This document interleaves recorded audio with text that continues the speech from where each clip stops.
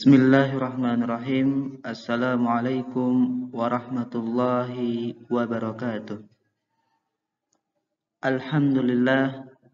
Alhamdulillahi rabbil alamin.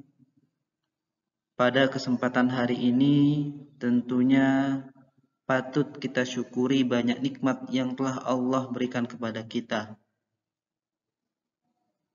terutama nikmat kesehatan. Namun jika hari ini ada yang dalam kondisi sakit, mari kita doakan semoga Allah memberikan kesembuhan kepadanya. Anak-anak sekalian yang dirahmati oleh Allah, pada hari ini kita akan mempelajari materi tentang ibadah haji. Materi ini terdapat pada bab 2, yaitu kesempurnaan Islam dengan haji dan umrah. Berkaitan dengan ibadah haji, tentu pastinya akan selalu terkait dengan Ka'bah yang ada di Mekah. Kalian bisa melihat gambar Ka'bah yang telah Pak Imad berikan. Itulah gambar Ka'bah yang terdapat di kota Mekah. Ibadah haji merupakan satu-satunya ibadah yang begitu sangat istimewa. Karena ibadah ini tak dapat dilaksanakan kapan saja dan di sembarang tempat. Hanya waktu musim haji dan di Masjidil Haramlah ibadah ini dilaksanakan. Ibadah haji juga merupakan bagian dari rukun Islam yang kelima dan merupakan ibadah mahdhah. Hukum melaksanakan ibadah haji ialah fardu ain atas mukmin yang telah memenuhi syarat-syarat yang telah ditentukan. Dan ibadah haji hanya diwajibkan sekali seumur hidup, sedangkan yang kedua kali dan seterusnya hukumnya sunnah. Ibadah haji adalah ibadah yang dilakukan di tanah suci Mekah dan merupakan wujud rasa ketaatan kepada Allah Subhanahu wa taala. Itulah gambaran sekilas tentang ibadah haji. Kita awali terlebih dahulu pada pengertian mengenai ibadah haji. Dalam pengertiannya ada secara bahasa dan juga secara istilah. Adapun secara bahasa, kata haji berarti menyengaja. Sedangkan secara istilah, haji adalah niat menuju Baitul Haram dengan amal-amal yang khusus. Jadi, secara bahasa artinya adalah menyengaja. Sedangkan menurut istilah, haji adalah niat menuju Baitul Haram dengan amal-amal yang khusus. Ya, dan juga mungkin ada yang menambahkan tempatnya juga khusus. Artinya tidak bisa dilaksanakan di sembarang tempat. Mungkin kalian pernah manasik haji ketika kecil dulu ketika TK. Itu bukan bagian dari ibadah haji, itu hanya pembelajaran ibadah haji.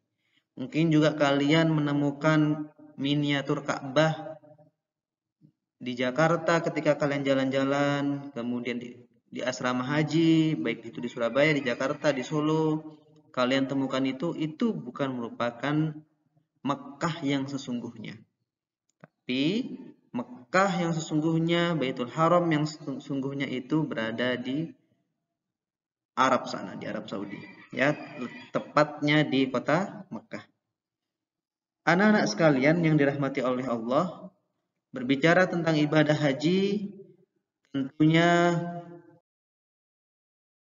kita harus mengetahui juga dalil ibadah haji tersebut. Dalam Quran surah Al-Imran ayat 97, A'udzu billahi minasyaitonir rajim. Bismillahirrahmanirrahim.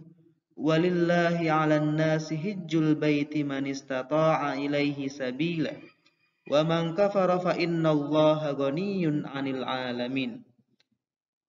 Mengerjakan haji adalah kewajiban manusia terhadap Allah, yaitu bagi orang yang sanggup mengadakan perjalanan ke Baitullah.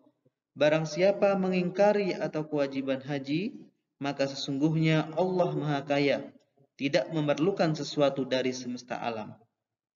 Itu ibadah haji. Dalam ayat ini, setidaknya Allah juga tidak memberatkan setiap hambanya untuk berangkat ke Baitullah melaksanakan ibadah haji.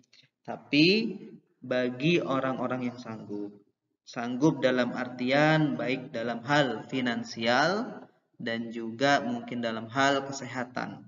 Ya, jadi Allah tidak ingin memberatkan umat Islam terkait dengan ibadah haji ini yang merupakan bagian dari rukun Islam.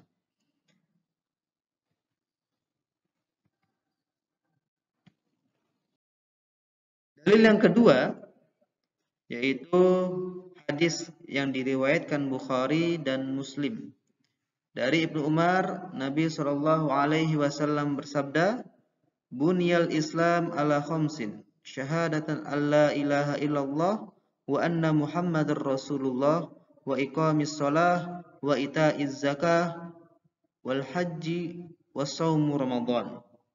Islam dibangun di atas 5 perkara, yaitu bersaksi tidak ada sembahan yang berhak disembah selain Allah dan mengaku Nabi Muhammad adalah utusannya, mendirikan sholat, menunaikan zakat, berhaji dan berpuasa di bulan Ramadan. Ya, itu merupakan dalil ibadah haji yang terdapat pada hadis yang diriwayatkan oleh Bukhari dan Muslim. Pada Bukhari nomor 8 dan Muslim nomor 16. Anak-anak sekalian yang dirahmati oleh Allah, ada beberapa syarat wajib. Berbicara tentang syarat wajib ini, ya, ini syarat wajib haji. Berbicara tentang syarat wajib haji, inilah syarat yang harus dipenuhi oleh seseorang, ya, sehingga ia diwajibkan untuk melaksanakan haji. Dan ketika beberapa poin ini ada yang tidak terpenuhi salah satu dari beberapa poin tersebut, maka belum diwajibkan untuk haji. Ya, ada 5 poin. Jadi kalau misalkan salah satunya gugur atau salah satunya belum terpenuhi, maka ia belum diwajibkan untuk menunaikan haji. Yang pertama tentunya beragama Islam. Ya, orang yang beragama Islam artinya ia meyakini kebenaran ajaran Islam. Kemudian diwujudkan dengan mengikrarkan 2 kalimat syahadat. Asyhadu an la ilaha illallah wa asyhadu anna Muhammadan abduhu wa rasuluh. Atau asyhadu anna Muhammadar rasulullah. Ya, itulah yang membuktikan bahwa ia beragama Islam. Kemudian ada yang kedua, balik. Dikatakan balik ketika seseorang ini telah sampai umur sehingga dapat membedakan mana yang benar dan mana yang salah. Yang ketiga, berakal sehat. Ini berakal ya, tapi juga bisa berakal sehat. Artinya, ibadah haji ini diwajibkan kepada muslim dengan syarat dia berakal. Ya, atau bukan orang dalam gangguan jiwa. Ketika ada orang dalam gangguan jiwa, seandainya mereka mengerjakan haji, maka hajinya tidak diterima dan tidak sah. Sebagaimana sabda Nabi dalam hadis riwayat Abu Daud, "Rufi al-qalamu an thalathatin anin naimi hatta yastayqidha wa 'anis sabiyyi hatta yahtalima wa 'anil majnuni hatta ya'qila." Diangkat pena atau tidak diwajibkan dari 3 golongan. Dari orang tidur sampai dia bangun, dari anak kecil sampai dia balik, dan dari orang gila sampai dia berakal. Ya, jadi harus benar-benar sehat, baik fisik dan juga mentalnya. Yang keempat ialah merdeka. Apa maksud dari merdeka ini? Merdeka bukanlah hamba sahaya. Ya, ibadah haji diwajibkan kepada muslim yang berakal, telah balik, dengan syarat dia merdeka dari perbudakan. Karena apa? Karena ibadah haji tidak diwajibkan kepada hamba sahaya. Namun apabila hamba sahaya menunaikan haji, maka hajinya sah dan ia mendapatkan pahala sunnah dari haji tersebut. Namun apabila ia telah merdeka, dia masih diwajibkan untuk menunaikan haji yang lain. Kemudian kekuasaan atau mampu, dalam bahasa Arabnya istita'ah. Ya, mampu. Apa yang dimaksud dengan mampu? Ada beberapa poin yang dimaksud dengan mampu, yaitu sehat jasmani dan juga rohani. Keduanya harus saling berkaitan. Ya. Kemudian yang kedua, mempunyai ongkos dan cukup bekal dalam perjalanan. Karena jika kita tinggal di Indonesia, tentu jarak dari rumah kita yang ada di Singaraja ini begitu jauh sampai ke Mekah. Dan itu tentunya membutuhkan bekal yang cukup.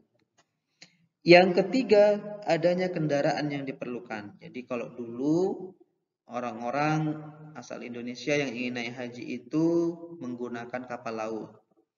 Jadi sekarang zaman sudah canggih, sudah ada pesawat terbang, jadi orang yang naik haji saat ini itu menggunakan pesawat terbang. Namun ada juga beberapa masyarakat Indonesia yang melaksanakan ibadah haji dengan menggunakan sepeda, dengan menggunakan motor, itu ada. Ya, jadi adanya kendaraan yang diperlukan. Kemudian aman dalam perjalanan. Dan yang kelima, nih bagi wanita, bagi kalian para siswi, kalau nanti suatu saat Allah kabulkan kalian melaksanakan ibadah haji, maka syarat selain syarat di atas, kalian juga harus ada mahramnya. Sebagaimana sabda Nabi, An Ibni Abbas qala an-nabiyyu sallallahu alaihi wasallam, la tufasirul mar'atu illa ma'dhi mahramin. Dari Ibnu Abbas, Rasulullah sallallahu alaihi wasallam bersabda, janganlah seorang wanita berpergian kecuali bersama mahramnya. Hadis riwayat Bukhari. Lalu bagaimana dengan anak kecil yang belum balik? Sahkah ibadah hajinya? Anak-anak, bagi anak kecil yang belum balik dan budak atau hamba sahaya, ia tetap sah menjalankan ibadah haji, walaupun mereka belum terbebani kewajiban.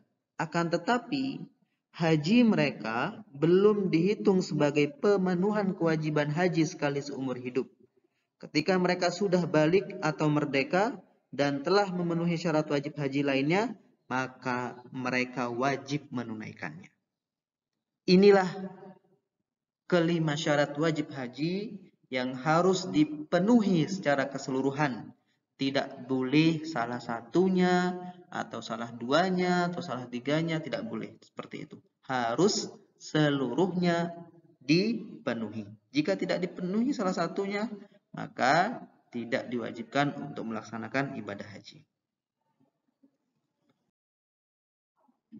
Anak-anak sekalian yang dirahmati oleh Allah, selain syarat wajib haji, ada juga syarat sah haji. Ya, yang pertama itu dikerjakan pada waktu-waktu tertentu.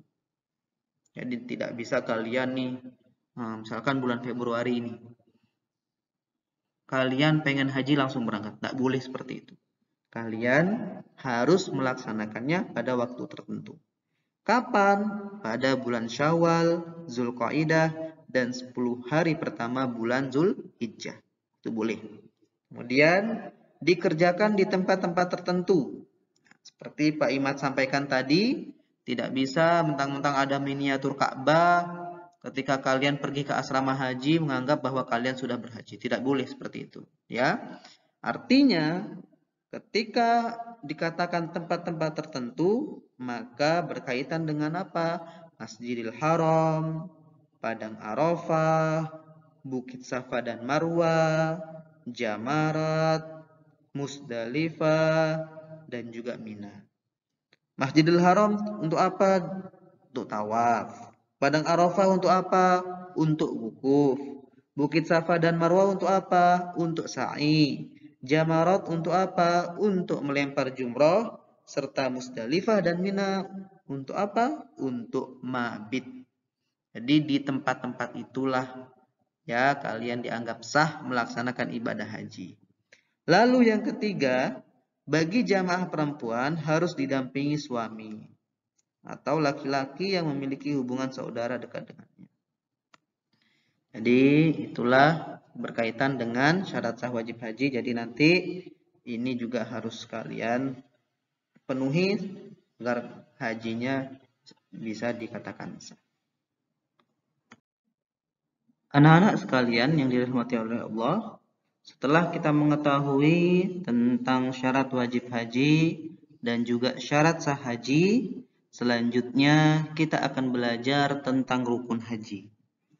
Berkaitan dengan rukun haji, maka rukun haji ini adalah amalan yang harus dilaksanakan dan tidak boleh ditinggalkan. Bagaimana Pak Imad jika ditinggalkan? Nah, jika ditinggalkan maka hajinya dianggap tidak sah. Ya, rukun tidak bisa diganti dengan membayar dam atau denda. Nah, ada berapa rukun haji itu? Mari kita bahas satu persatu. Yang pertama, rukun haji yang pertama ialah ihram. Ya. Ihram ini artinya berniat di dalam hati ya sambil memakai pakaian putih yang tidak dijahit untuk mengerjakan haji. Dan ihram ini wajib dimulai sesuai mikotnya. Baik mikot zamani maupun mikot makani. Dan dengan syarat-syarat tertentu. Pakaian ihram bagi laki-laki berupa 2 helai kain putih yang tidak berjahit. 1 diselendangkan dan 1 helai lagi disarungkan. Sedangkan untuk perempuan berupa pakaian yang menutup seluruh tubuh, kecuali muka dan 2 telapak tangan. Pada ibadah haji, tidak boleh memakai cadar penutup muka dan tidak boleh memakai sarung tangan. Jadi ihram ini adalah pakaian. Ya, pakaian ihram bagi laki-laki itu berupa 2 helai kain putih yang tidak berjahit. 1 diselendangkan dan 1 helai lagi disarungkan. Lalu berbeda dengan laki-laki, kalau perempuan berupa pakaian menutup seluruh tubuh kecuali muka dan 2 telapak tangan. Lalu yang kedua adalah wukuf.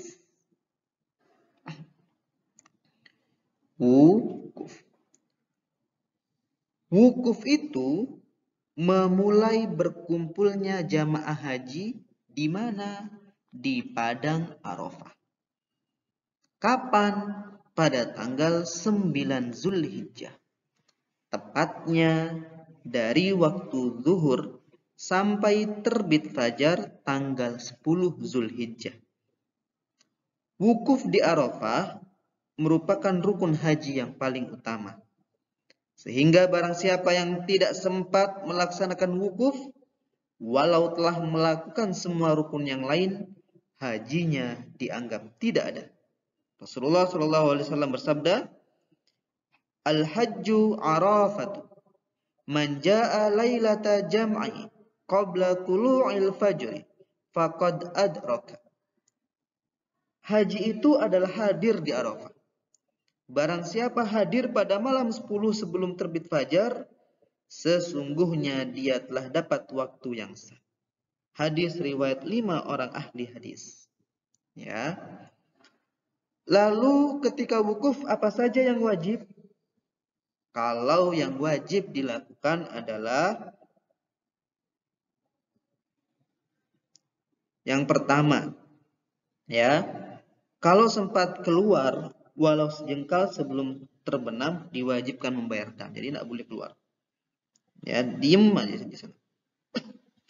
Yang kedua, dilakukan hingga terbenam matahari.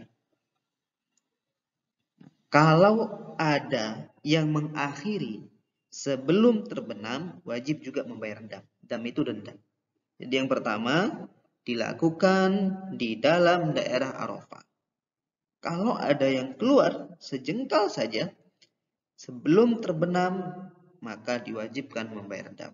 Yang kedua, dilakukan hingga terbenam matahari.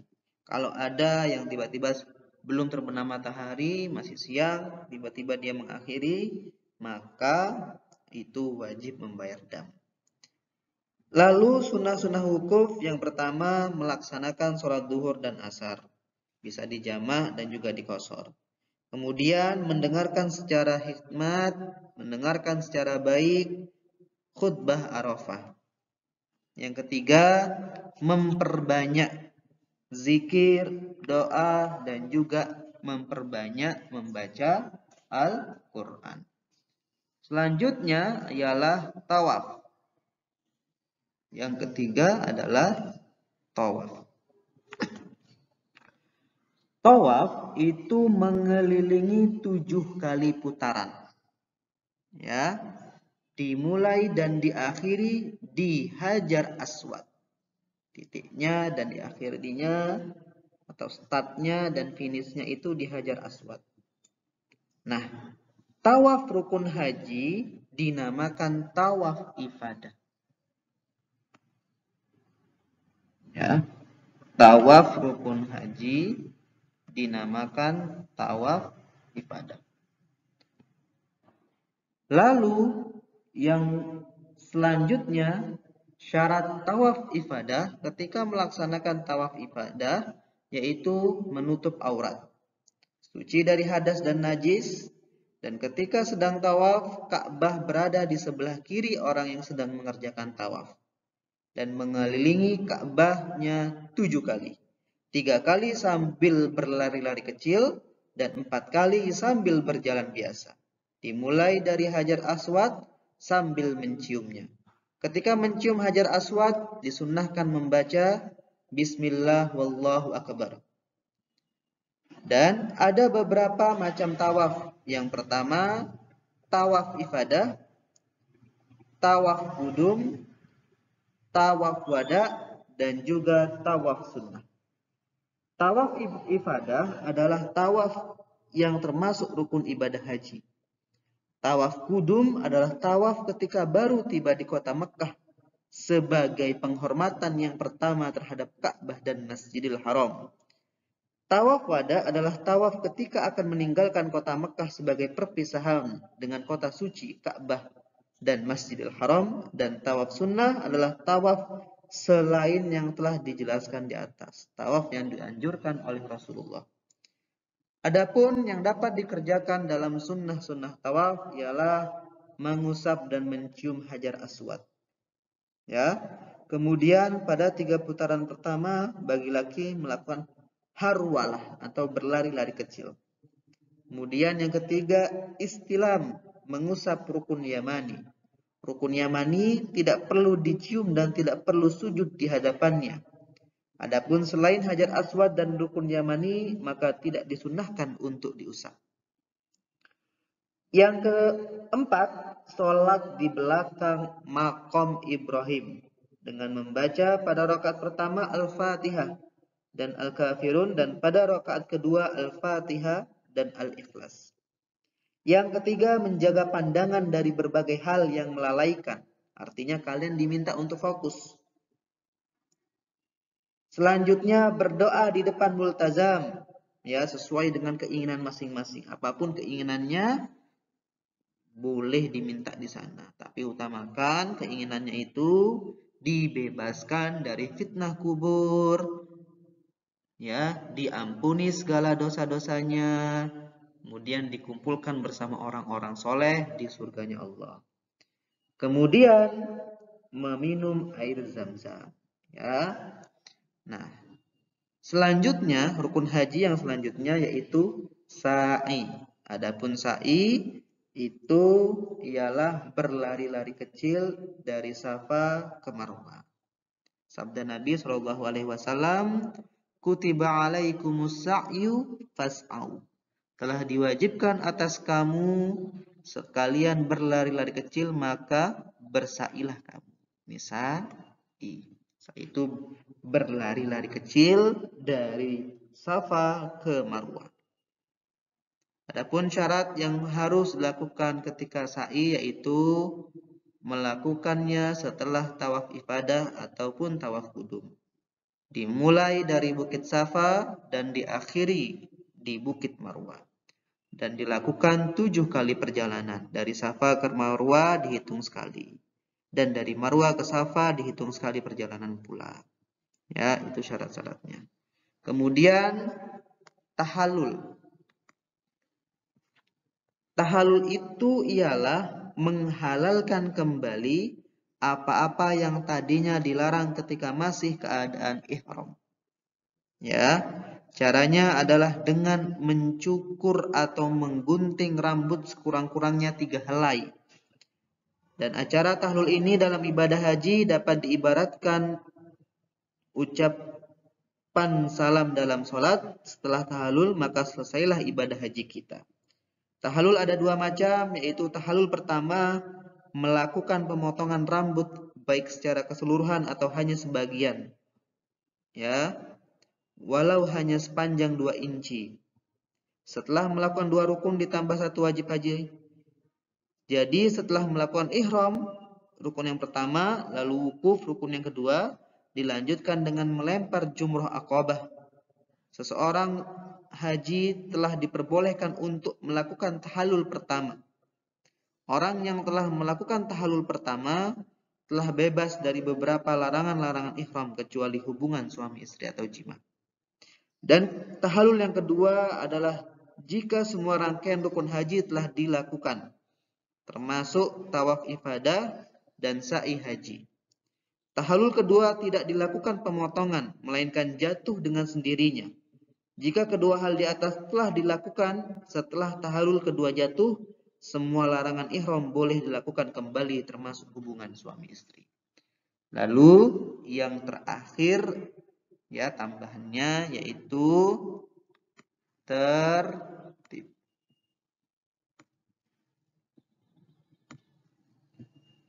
Ya.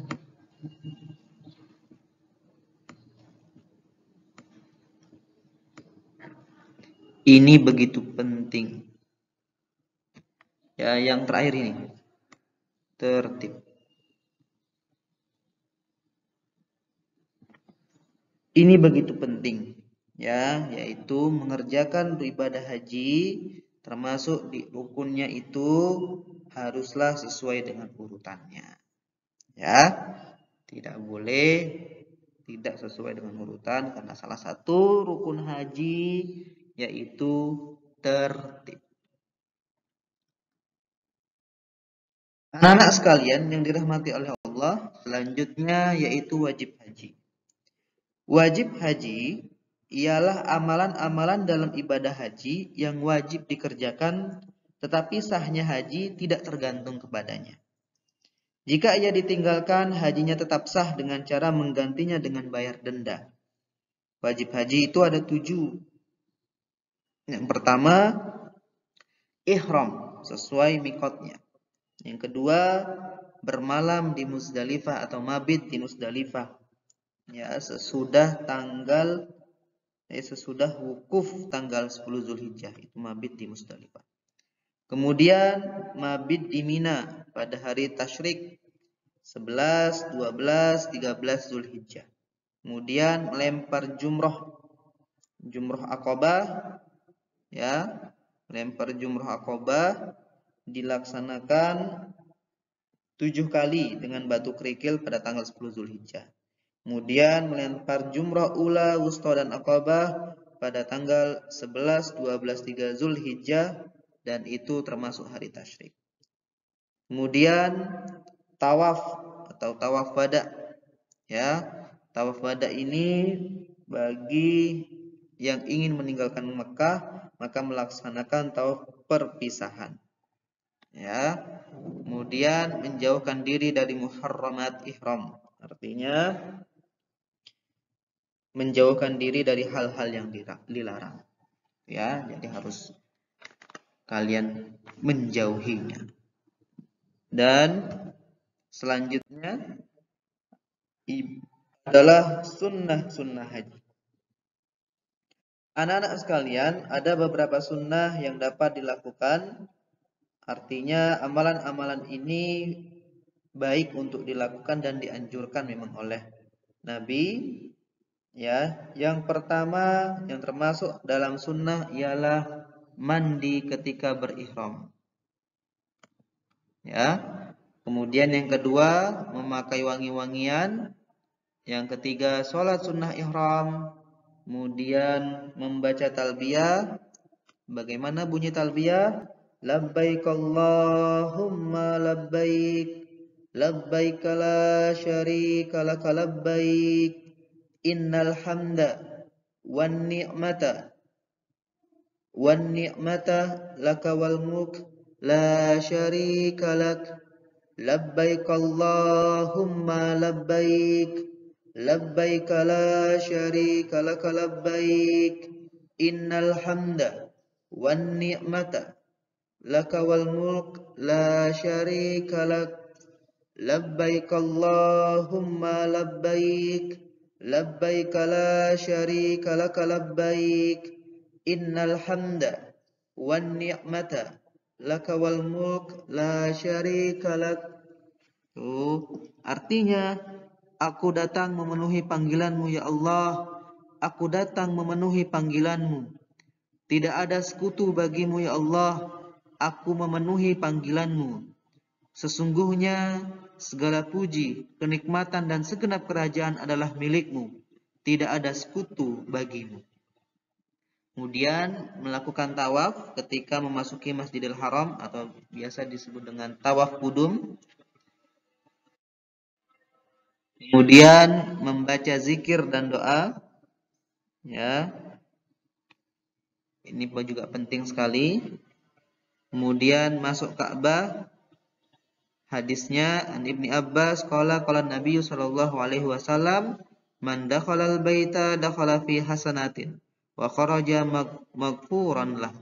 Barang siapa yang masuk ke Ka'bah ia telah masuk ke dalam kebaikan, keluar mendapat ampunan. Kemudian memakai pakaian serba putih. Albasu min thiyabikumul bayadha fa innaha min khairi thiyabikum wa kuffinu fiha mautakum. Pakailah pakaianmu yang putih karena sesungguhnya itu yang paling baik dan kafanilah mayatmu itu dengannya, atau kain putih. Itulah sunnah-sunnah haji yang dapat kalian laksanakan nanti ketika kalian Allah berikan kesempatan untuk melaksanakan ibadah haji. Anak sekalian, ketika ibadah haji juga ada beberapa larangan. Yang pertama, memakai pakaian yang berjahit. Ya, atau pakaian biasa yang kalian gunakan ketika di rumah. Kemudian yang kedua, memakai sepatu yang menutupi mata kaki atau juga kaos kaki. Itu tidak boleh untuk laki-laki. Kemudian memakai penutup kepala yang melekat dengan kepala seperti topi, peci, itu tidak boleh juga. Kalau bagi wanita itu berkaos tangan dan menutup muka. Kalau bagi pria dan wanita keduanya, yang pertama tidak boleh menggunakan wewangian kecuali yang sudah dipakai sebelum ihram. Kemudian mencukur rambut, ya, memotong kuku, melakukan pemburuan dan penganiayaan binatang dengan cara apapun. Kemudian mengawinkan atau meminang wanita untuk dinikahi. bercumbu atau bersetubuh, mencaci, bertengkar, dan mengucapkan kata-kata kotor, kemudian memotong pepohonan di tanah haram. Itu tidak boleh. Ya, larangan-larangan haji ini tentunya harus diperhatikan. Lalu yang selanjutnya ialah denda atau biasa disebut juga dam. Ya, ketika kalian melanggar sesuatu, ya, itu harus membayar denda. Dari segi bahasa, dam itu artinya adalah darah. Sedangkan menurut istilah adalah mengalirkan darah, baik itu menyembelih ternak, kambing, unta, dan atau juga sapi di tanah haram untuk memenuhi ketentuan manasik haji. Jenis-jenis dam atau denda adalah sebagai berikut. Yang pertama, bersenggama dalam keadaan ihram sebelum tahalul pertama. Damnya berupa kifarat, yaitu menyembelih seekor unta. Kalau tidak ada unta, seekor lembu. Kalau tidak dapat lembu, 7 ekor kambing. Kalau tidak dapat juga, memberi makan sedekah bagi fakir miskin berupa makanan seharga seekor unta. Setiap 1 mud atau 0,8 kg sama dengan 1 hari puasa. Hal ini dikiaskan dengan kewajiban puasa di 2 bulan berturut-turut bagi suami istri yang senggama di siang hari bulan Ramadan. Kemudian ketika kalian ada yang melakukan perburuan atau membunuh binatang buruan, maka damnya memilih salah satu di antara 3 jenis berikut. Yang pertama, menyembelih binatang yang sebanding dengan binatang yang diburu, bersedekah makanan kepada fakir miskin di tanah haram senilai binatang tersebut, berpuasa senilai harga binatang dengan ketentuan setiap 1 mud berpuasa 1 hari. Dam ini disebut dam takhir atau ta'dil. Takhir artinya boleh memilih mana yang dikehendaki sesuai dengan kemampuannya. Dan ta'dil artinya harus setimpal dengan perbuatannya, dan dam ditentukan oleh orang yang adil dan ahli dalam menentukan harga binatang yang dibunuh itu. Kemudian mengerjakan salah satu larangan berupa mencukur rambut, memotong kuku, memakai pakaian berjahit, memakai minyak rambut, memakai harum-haruman, bersenggama. Itu damnya menyembelih seekor kambing, boleh pilih nih damnya. Menyembelih seekor kambing, berpuasa 3 hari, bersedekah sebanyak 3 gantang atau ukurannya 9,3 liter. Dan memberikan makanan kepada 6 orang fakir miskin dengan 3 gantang tersebut. Kemudian melaksanakan haji dengan cara tamattu atau qiran. Damnya dibayar dengan urutan sebagai berikut. Yang pertama, memotong seekor kambing. Bila tidak mampu, maka wajib berpuasa 10 hari. 3 hari dilaksanakan suatu ihram sampai Idul Adha, sedangkan 7 hari lainnya dilaksanakan setelah kembali ke negerinya. Kemudian meninggalkan salah satu wajib haji, yaitu ihram dari mikot, melontar jumrah, bermalam di Musdalifah, bermalam di Mina pada hari tasyrik, dan melaksanakan tawaf wada. Cara melaksanakan damnya adalah damnya sama dengan dam melaksanakan haji dengan tamattu atau qiran yang sudah dijelaskan tersebut. Anak-anak sekalian yang dirahmati oleh Allah, selanjutnya ada 3 macam haji. Yang pertama, haji qiran. Apa itu haji qiran? Yaitu seorang berihram untuk melaksanakan umroh dan haji secara bersamaan. Kemudian ia melaksanakan tawaf dan sa'i, kemudian ia tetap dalam keadaan ihramnya hingga selesai melaksanakan manasik hajinya pada tanggal 10 Zulhijjah. Kemudian haji ifrad, yaitu seorang yang berihram untuk melaksanakan ibadah haji saja. Dia tidak bertahalul dari ihramnya sampai dia selesai melaksanakan manasik hajinya pada tanggal 10 Zulhijjah. Kemudian haji tamattu, yaitu seorang berihram untuk melaksanakan umroh pada bulan haji, kemudian bertahalul dari ihramnya dengan memotong pendek rambutnya. Lalu dia tetap dalam kondisi halal sampai datang hari tarwiyah, yaitu tanggal Zulhijjah, maka dia berihram untuk melaksanakan ibadah haji. Inilah macam-macam cara pelaksanaan ibadah haji. Lalu tata cara pelaksanaannya, ibadah haji yang pertama yaitu ihram terlebih dahulu. Pelaksana ihram paling lambat tanggal 9 Zulhijjah pada mikot yang telah ditentukan. Kemudian setelah ihram yaitu wukuf di Arafah. Ya, wukuf di Arafah. Kemudian mabit di Musdalifah. Mabit itu artinya bermalam. Ya. Kemudian melontar jumroh. Ya, melontar jumroh Aqabah. Kemudian tahallul awal pada tanggal 10 Zulhijjah. Kemudian melontar jumroh kembali. Setelah itu tawaf ifadah. Ya, melaksanakan tawaf ifadah. Kemudian sa'i. Ya, pada sa'i ini berjalan dari Bukit Safa ke Bukit Marwah dan kembali lagi ke Bukit Safa sebanyak 7 kali. Ya. Kemudian setelah sa'i baru tahallul. Ya. Baru setelah melakukan sa'i baru melakukan tahallul. Tahallul ini adalah tahallul terakhir. Dengan tahallul ini berarti seorang telah melakukan 3 perbuatan, yaitu melontar jumrah Aqabah, tawaf ifadah, dan sa'i. Dan dengan demikian bagi suami istri terbebas dari larangan untuk bersetubuh. Dan yang terakhir ialah mabit di Mina. Ya, setelah tiba di Mina, jamaah haji bermalam di sana selama 3 hari, yaitu malam 11, 12, 13 Zulhijjah, atau yang disebut hari tasyrik. Ya. Itulah sedikit atau sepintas materi tentang ibadah haji. Tentunya banyak hal yang patutnya kita pelajari lebih dalam lagi. Ya. Oleh karena itu, jika ada hal yang kurang dimengerti, silahkan tulis di kolom komentar. Ya, nanti silahkan tulis di kolom komentar apa yang tidak dimengerti. Ya, kemudian jika ingin memberikan saran untuk pembelajaran ke depannya agar lebih baik, tentunya bisa juga diberikan di kolom komentar. Mungkin itu saja. Pak Imad meminta maaf jika ada salah kata maupun penampilan PowerPoint ini kurang menarik bagi kalian. Pak Imad minta maaf. Billahi fisabilil haq, fastabiqul khairat. Wassalamualaikum warahmatullahi wabarakatuh.